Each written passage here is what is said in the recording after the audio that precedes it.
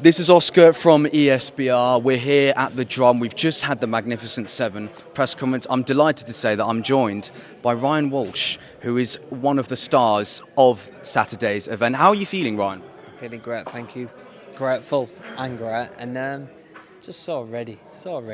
I can't wait. Get this weigh-in done, get rehydrated, and then just do the business.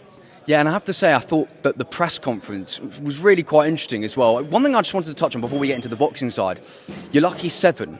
Where is that? I'm sure you've been asked this a million times today. Where does this come from? Is this a childhood thing? Why the number 7? Well, it's probably about 30, probably the first time it's an Eric Cantona. I'm a massive Man United fan. I think that was the start of it. I love that number. I love that man. I've read a book of his and I genuinely changed the way I move about my life. It's an incredible book. I loved it. I loved his personality. He is a pure maverick. He's one of the United legends, and I think that was the start of it. And it's probably been like that for the best 34, 32 years. So yeah. He was a hell of a player, old Cantona, to be fair. Brilliant. Obviously, Mason Mount's now got the number 7 burden. Yeah, that's a bit. When you come in after Ronaldo, after Beckham, after Robson, it's insane, isn't it? They should just leave that number until we've got someone for that number. They should just put it in. Mount isn't that man, is he? He isn't at this moment in time, but of course Cantona, that's brilliant. And a Man United fan as well. Obviously, they've got their new manager as well, Ruben Amorim. But aside from United, going to get onto the boxing. Just from yourself, personally, just in the build-up to this fight, the training, the work rate that has gone in, we obviously know what Sam is capable of. He's a boxer, he's been brilliant, he's been in and around, he's got a fantastic record. Obviously, his younger brother's on this card as well.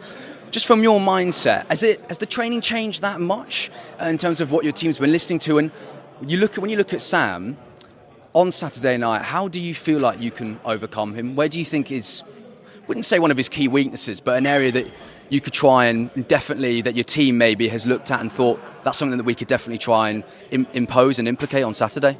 It's experience. That's what you can't. I've said it to everybody. You can't buy it, you can't fake it, you can't remake it. I will use my experience to win this fight, however where suits best on the night. Everyone's got loads. We've all got plans, and then we get punched in the mouth, and you have to be able to reset your plans or change plans, whatever. But I've never been so excited, so confident, so ready to execute my best performance. This is what I need. I need my best performance, and I couldn't have had a better build-up prior to Sam. So I've had a fight with a guy who put me as the underdog, and he was gonna stop me, and he was gonna do this, and it's been really, really good. The way these have flown. If I was trying to match this myself, I couldn't have matched it better from one to the other. And I do think he's better than Reece.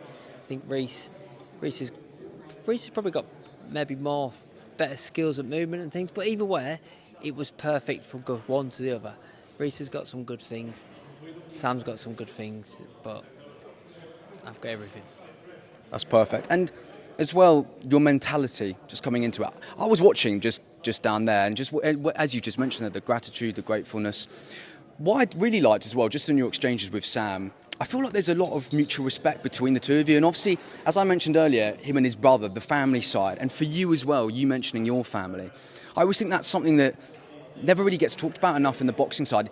Just obviously, we always focus on the boxer itself, the trainer, but how important is that family unit, that cohesive spirit to try and spur you on in these massive clashes?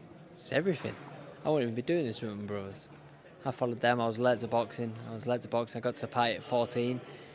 And then I'll never be out of boxing. But if it weren't for my brothers, I wouldn't even be doing it.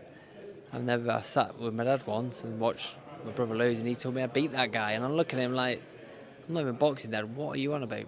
On my 5th fight, I beat the guy he said I'd beat, so that was nice. It turns out my dad knew me better than I knew myself. He's not with us anymore. He's 10 years, 11 years dead. I don't know what it is. I don't count. But he said that they hadn't even seen me yet, and this is not tomorrow, Friday, Saturday, the 7th. Jesus, I'm losing my times there. On Saturday the 7th, I think it's time for everyone to see me. I had a little glimpse in Sheffield. Everyone got a little glimpse, but I didn't get to have enough of it. And looking at him now on the poster there, he's going to get the whole shine. That's what it is. He's going to get the whole me, the best version of me, and I believe it's going to be the performance of my life. That's brilliant.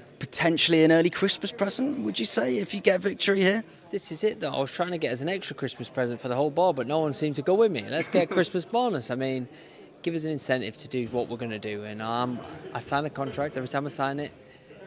On the most deathly way, you sign that you could die.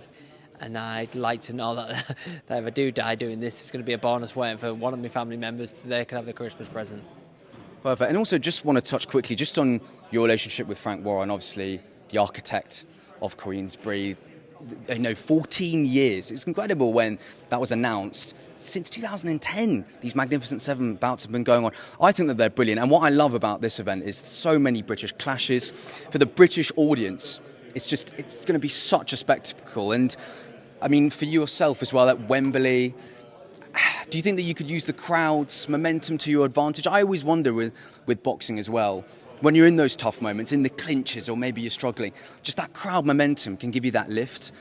How do you feel like the atmosphere is going to be like on Saturday? It's probably going to be unbelievable. I think the atmosphere is going to be brilliant, and we're followed by the Farmy Army, which I think is the best travelling fans in the country.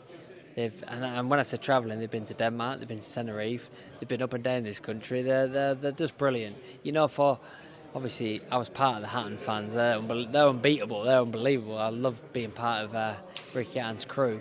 But going back to Frank there, he's the goat, isn't he?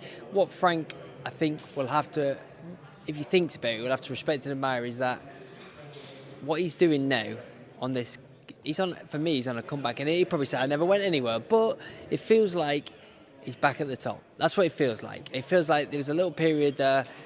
But even if he wasn't number one, he's always been there, and there's no denying that. But and I can only salute that, and that's what I'm trying to do. I'm trying to say where